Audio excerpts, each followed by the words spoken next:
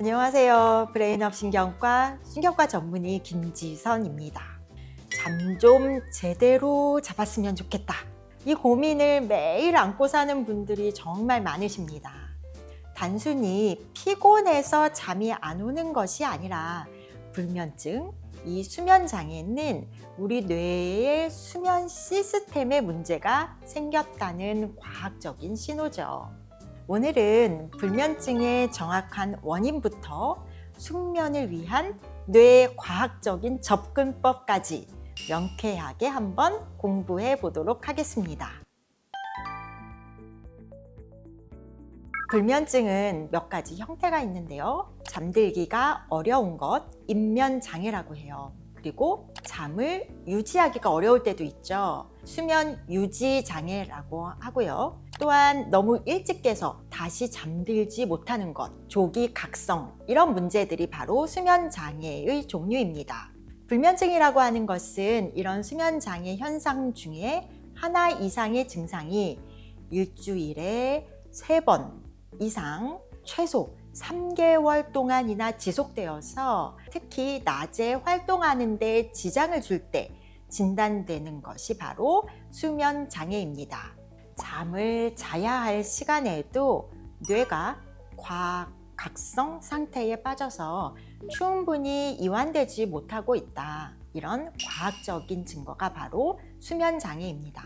불면증은 기억력 저하, 우울증, 면역력이 약해지는 것, 이런 전신 건강에 심각한 영향을 미칠 수 있기 때문에요. 반드시 치료가 필요한 병인 거죠.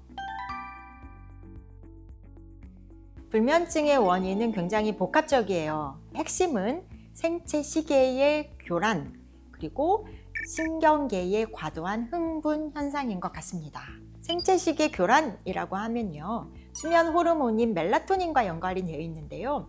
멜라토닌은 어둠에 반응해서 분비되는 뇌의 신경 전달 물질이에요. 늦은 시간까지 강한 푸른 불빛, 대표적인 것이 스마트폰이나 TV 같은 것입니다. 이런 불빛에 노출되게 되면 우리 뇌에서 멜라토닌 분비를 억제를 하게 되고 잠드는 시간을 지연시키게 됩니다. 뇌가 만성적으로 과각성되는 것도 원인인데요. 우리 몸의 생체 시계가 꺼지지가 않는 거예요. 스트레스라든지 불안, 우울증 같은 심리적인 요인이 있으면 뇌의 각성 시스템을 지속적으로 활성화시키게 됩니다. 우리 심박수와 체온이 떨어지지가 않아요. 뇌가 휴식 모드로 전환되지 못하는 현상이 나타나죠. 뇌가 깊은 휴식 단계인 서파 수면과 렘 수면을 충분히 확보하는 것이 좋습니다. 약을 먹지 않고도 수면의 질을 높이는 방법을 한 3가지 정도로 나누어서 설명드릴게요.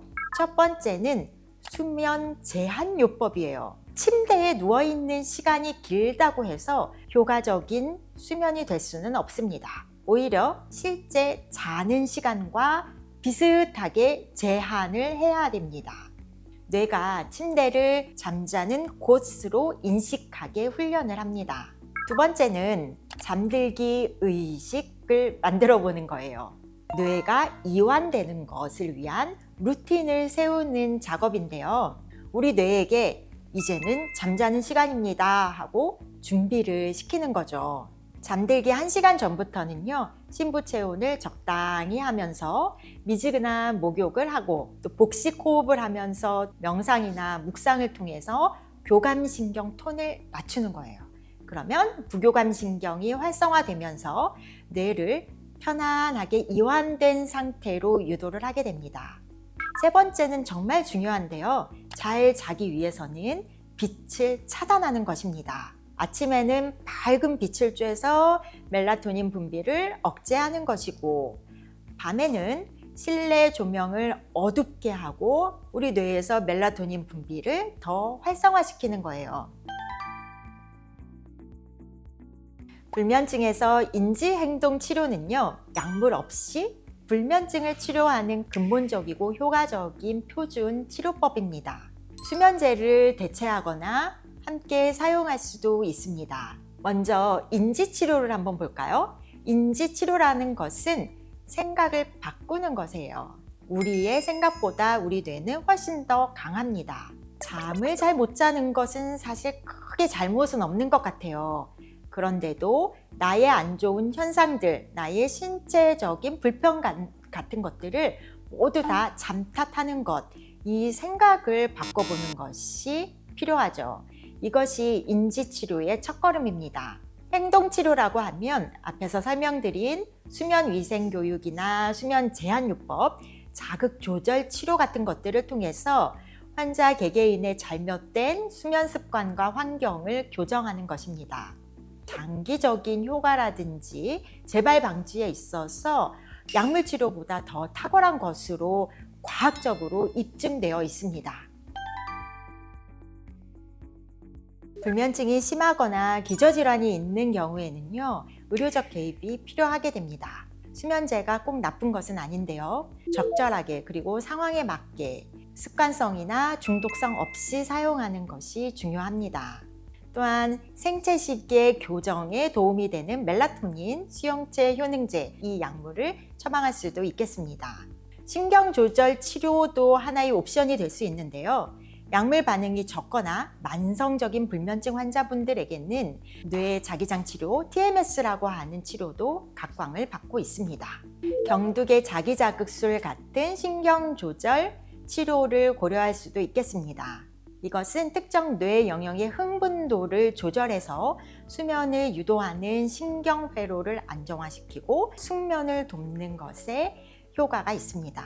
수면다원 검사도 필요할 수 있는데요. 불면증의 원인이 다른 수면 질환과 복합되어 있는지를 확인하기 위해서 수면다원 검사를 진행하기도 하고 이 결과에 따라서 맞춤 치료를 하게 됩니다. 불면증은 의지의 문제가 아니라 치료가 필요한 뇌과학적인 문제입니다.